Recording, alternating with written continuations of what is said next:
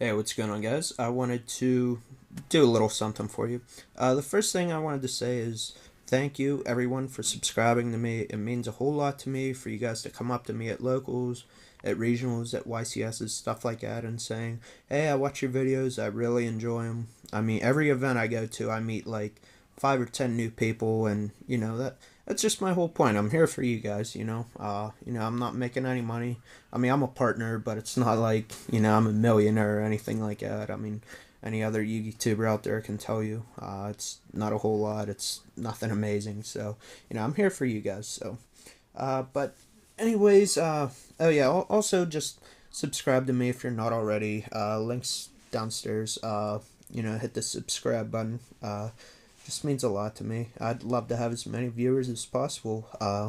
The more viewers I get, the more videos I can post. I'd love to do them every day. I'm doing them every other day right now.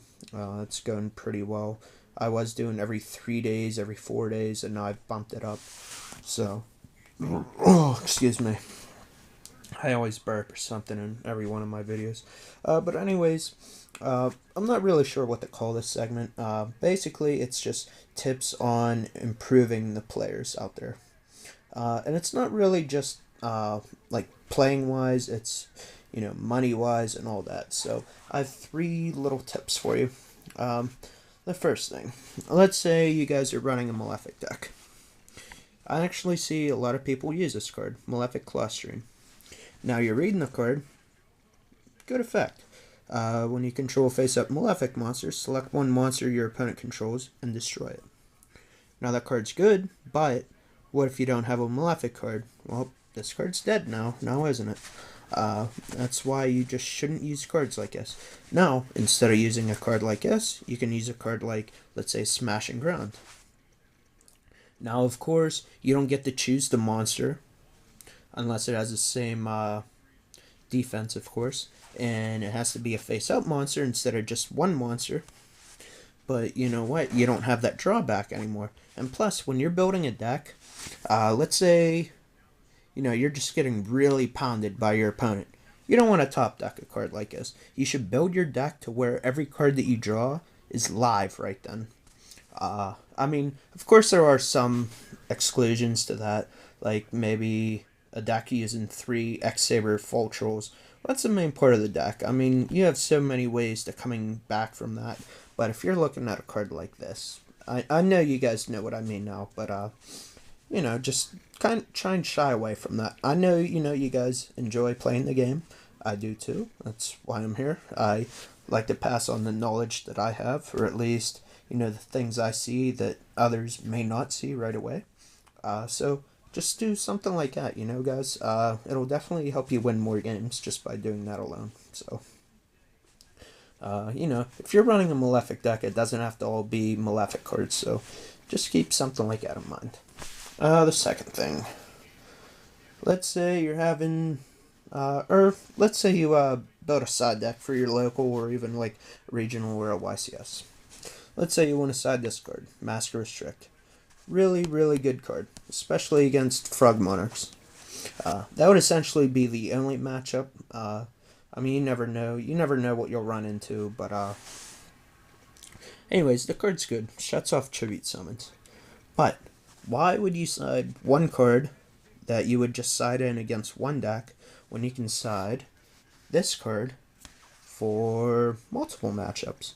And it essentially shuts the deck down. Master Restrict, it prevents your opponent from tribute summoning, but you can use this card and hit their Treeborn Frog. Or you can side this in against Samurais, hit their Kagamusha. Thank you, sir. May I have another? They're done right there. I mean, you just got to think about it that way. Never ever side a card just for one matchup. There's cards out there. You just have to search around. There's cards out there that you can side to where it'll be good against 3 or 4 decks that you would maybe see. So, I know some of these things might be obvious to you guys, but I'm trying to speak to all the different types of players out there. In the third one, I might get a lot of heat for this, but let's say your deck runs a super rare White Stone of Legend. Well, mine runs a common White Stone of Legend. Let's say we're both using the same deck, same build, and by some magic power or something, we each play the same, we each misplay the amount of times, we're basically a mirror from each other, right? Well, based on these cards, which deck is going to win more? Well, there's no answer to that, because it doesn't matter what version of a card that you use. Hopefully I worded that right. I was trying to think of that for the last hour. How should I say this? But basically, there's a lot of players out there that'll complain oh, this card's so much, this card's so much. Yeah, it's nice to have nice cards, but why do you need this when you can just use this? It does the same exact thing. And this way, you get to save $5. I don't know exactly what this goes for. I'd imagine $5, but it's just a good example, guys. And people are complaining oh man, why does Super Rare Book of Moon keep going up? Blah blah blah blah. Shut up. It's a common, go out and get it.